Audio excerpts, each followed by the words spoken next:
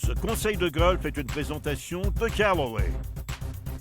Chers amis golfeurs, aujourd'hui, je vais vous poser la question suivante. Qu'est-ce que vous croyez qui influence la trajectoire initiale en direction de vos coups de golf? Beaucoup de gens croient que la provenance du bâton derrière la balle sera le principal responsable, mais je souhaite vous dire aujourd'hui que c'est la face de bâton et son orientation latérale qui est le plus grand contributeur à la direction initiale que vos coups vont prendre. Prenez l'exemple suivant. Si vous êtes en voiture et que vous roulez à l'intérieur de vos deux voies, si vous en dérogez, vous pouvez associer ce phénomène-là à la provenance du bâton. Donc, on va familiariser avec la terminologie un petit peu.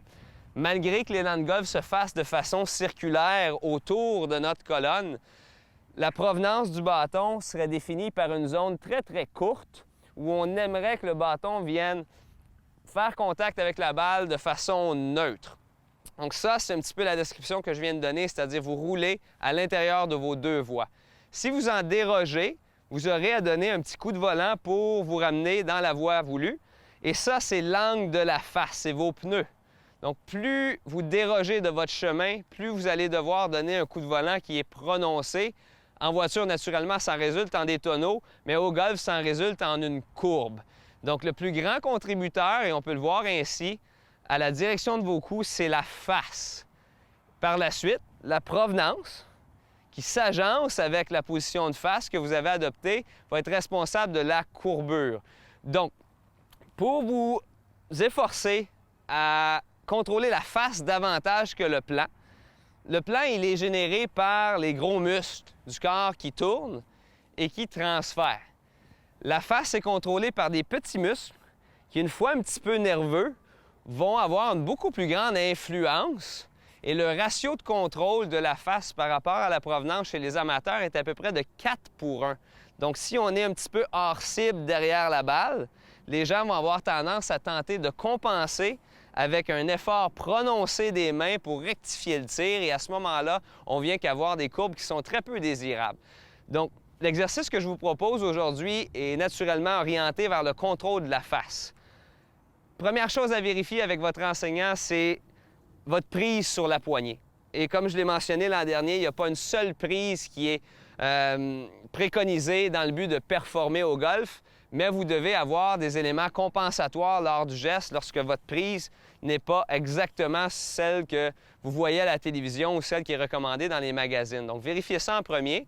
Le deuxième élément, lorsque vous prenez position, on veut s'assurer d'avoir une position qui est relativement neutre pour faire le test que je m'apprête à vous proposer.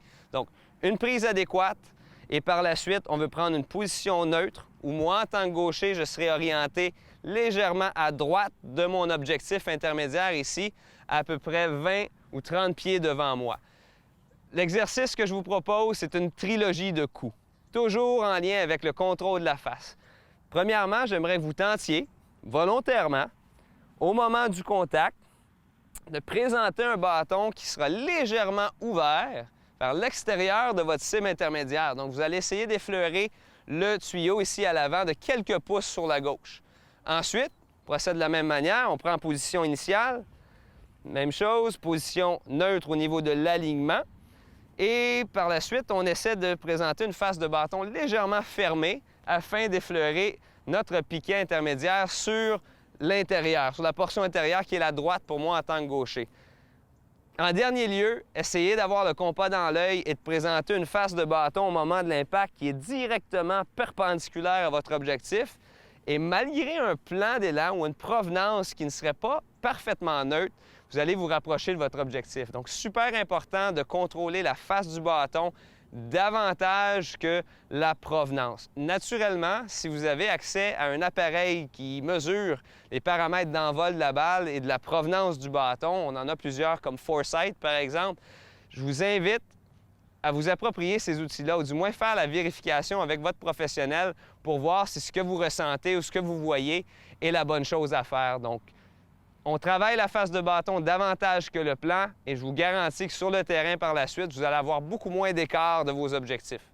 Donc, sachez qu'il n'est pas nécessaire de frapper la balle parfaitement droit et qu'après avoir peaufiné vos aptitudes à contrôler davantage la face de bâton et son orientation, de connaître ses trajectoires tendancielles. De cette manière-là, vous allez pouvoir ajuster votre alignement afin que le contrôle de la face puisse vous permettre de frapper l'objectif.